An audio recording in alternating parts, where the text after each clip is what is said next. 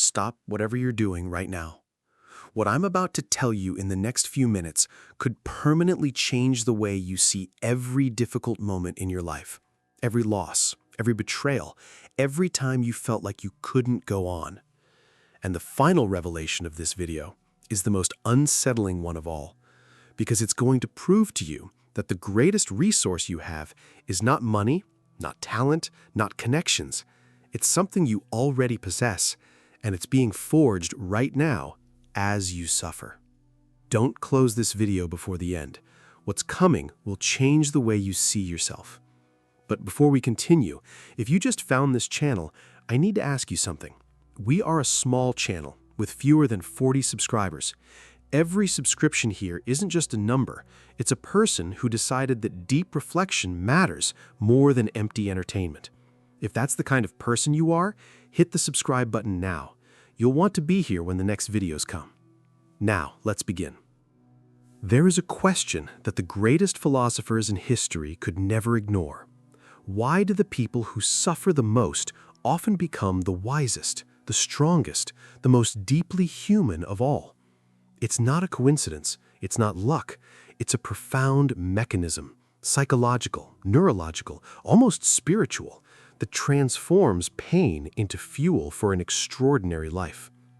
Friedrich Nietzsche wrote, "That which does not kill me makes me stronger." But he wasn't just being poetic. He was describing a truth about the structure of the human mind that modern science took decades to fully understand. Viktor Frankl, an Austrian psychiatrist who survived 4 Nazi concentration camps, including Auschwitz, emerged from that horror with a discovery that shook 20th century psychology. Suffering itself does not destroy the human being. What destroys us is suffering without meaning. And here is the first revelation of this video. People who learn to extract meaning from pain don't just survive, they become something that no one who has lived an easy life will ever be able to be. Think for a moment. Do you know someone like that? Someone who went through the impossible and came out the other side with a calm, a depth, a clarity in their eyes that happy people simply don't have. That's not an accident. It's the result of a process we're going to uncover right now. In the next parts, we'll explore the science behind transformation through suffering, the psychological pattern that separates those who break from those who become extraordinary, and, in the final revelation, the most powerful truth of all, why the suffering you've lived through was not an accident in your journey, it was the preparation. Stay with me. In 1995, psychologists Richard Tedeschi and Lawrence Calhoun introduced a concept that revolutionized clinical psychology: post-traumatic growth. They studied hundreds of people who had gone through severe trauma, terminal illness, the loss of children, devastating accidents, financial ruin, profound betrayals. And what they found contradicts everything our culture has taught us about pain. Most of these people didn't just recover, they moved beyond the point they were at before the trauma. They developed emotional, relational, and cognitive capacities that simply didn't exist before the crisis. But, and this is the critical point most people never hear, this doesn't happen automatically. It's not the suffering that transforms you, it's what you do with it. Neuroscience explains this with stunning precision. When we go through an experience of intense pain, a loss, a humiliation, a rupture, the brain enters a state that neuroscientists call heightened plasticity. Neural connections reorganize. The brain literally rebuilds itself. It's as if the suffering breaks down the walls of your mind so it can be rebuilt larger. The problem is that many people in that moment of openness choose, unconsciously, to rebuild the same walls. They return to the same patterns, the same limiting beliefs, the same automatic responses. And so the suffering doesn't transform, it just hurts. But those who choose differently, who sit with the discomfort, who question, who search for meaning in the chaos, they activate what researchers call post-traumatic integration. And the result of that changes everything. Ask yourself honestly, what was the most painful experience of your life? Now think, what did you learn about yourself in that moment that you could not have learned any other way? If you're feeling something right now, it means you're touching something real, and what comes next will give you a new way of looking at it. If this channel is making you think differently, I need to ask you something simple. Leave a like right now, not for the algorithm, but because that gesture tells me there's someone on the other side who values conversations like this, and that gives me the strength to keep making these videos. Thank you, genuinely. There is a pattern, and once you recognize it, you start to see it everywhere, in history, in literature, in the most admirable people you know personally. Philosopher Joseph Campbell spent decades studying myths and stories from civilizations around the world, and he discovered that all of them, without exception, follow the same structure. The hero is called to the journey, faces an impossible trial, and returns transformed. Campbell called this the hero's journey.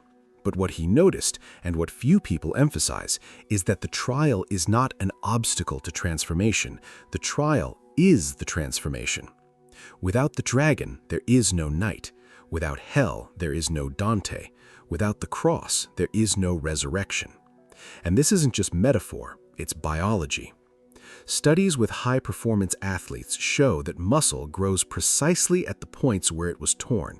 The process is called supercompensation. The body rebuilds itself stronger at the exact points of fracture. The same happens with the human psyche. People who go through the greatest suffering and consciously integrate it develop what psychologists call deep resilience, a capacity to handle adversity that goes far beyond simple endurance. It's an inner flexibility, an ability to bend without breaking, to feel without getting lost. And the most extraordinary thing is this: that capacity is transferable. Those who have developed it can sense in a fraction of a second when another person is suffering. They can be present in a way that no one who has lived a sheltered life ever could. This is why the best therapists often carry their own wounds, why the most inspiring leaders usually have to be through their own falls, why the deepest friendships are usually born out of conversations about pain, not achievements. Here is the mini revelation of this section. Hold on to this. The suffering you've lived through didn't diminish you. It gave you access to parts of human experience that most people will never touch, and that makes you capable of things no one else can do. We're getting close to the final revelation, but first, if you're watching this channel for the first time, you should know that this is a small, intimate space for people who take self-knowledge seriously. We don't have thousands of subscribers, we have dozens, and that's exactly what makes this place special. Everyone who finds their way here arrives on purpose. If you want to be part of that, hit subscribe. Your presence here genuinely matters. We live in a culture obsessed with eliminating discomfort. A pill for anxiety, an app for distraction, infinite scrolling so you never have to sit alone with your own thoughts. The implicit message we've received since childhood is pain means something went wrong. But the Stoic philosophers, Marcus Aurelius, Epictetus, Seneca, held a radically different view. For them, difficulty was not a problem to be avoided, it was a practice to be cultivated. Epictetus, who was born a slave and spent his entire life in conditions most of us could not begin to endure, wrote, "Don't seek for everything to happen as you wished it would, but wish that everything happens as it actually will, then your life will flow well." That is not resignation, it is one of the most sophisticated forms of freedom the human mind can reach.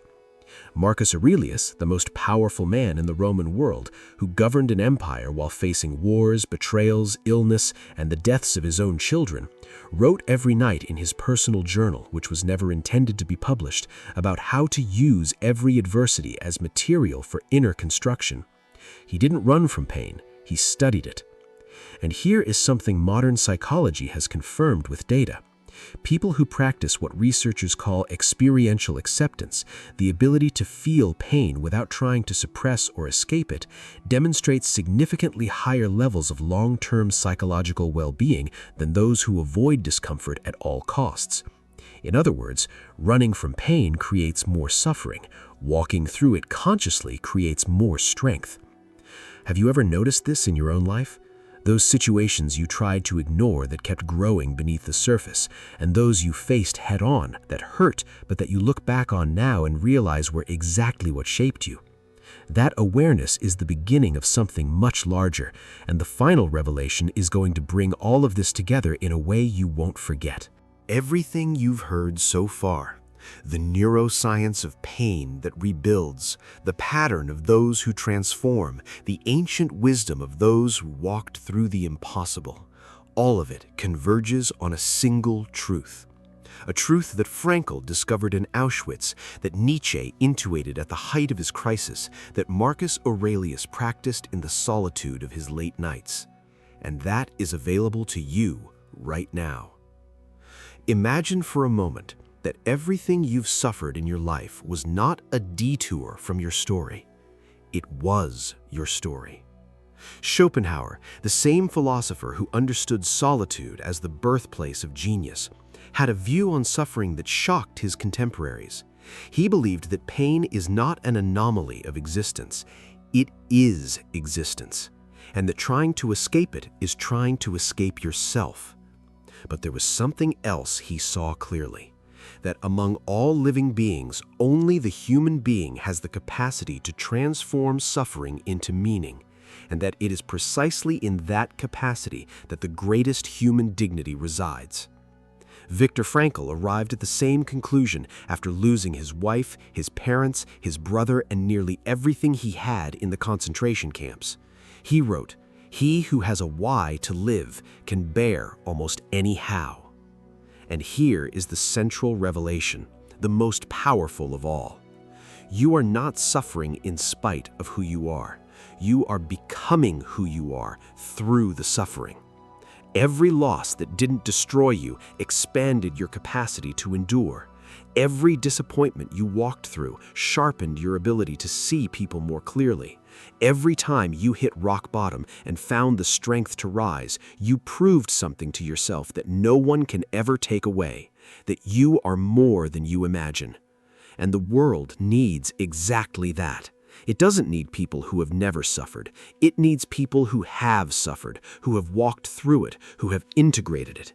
People who can look into the eyes of someone in crisis and say, without needing words, "I know what this is, and there is a way out." That is the hidden gift inside the pain. We've reached the end of this journey, but I want to leave you with one question to carry with you. What is the suffering in your life that hasn't found its meaning yet? Maybe the answer is closer than you think. Maybe it's being built right now as you watch this video. If this video touched something in you, I need one thing. It's not much, just your comment down below. Tell me which part hit you the hardest, because this channel has fewer than 40 subscribers. Every comment, every subscription, every share is literally what keeps this space alive. You're watching this because something brought you here. That wasn't an accident. Stay with us, subscribe to the channel, share this with someone who needs to hear it, and leave a like. It costs you nothing and means everything. Thank you for staying until the end. See you in the next video.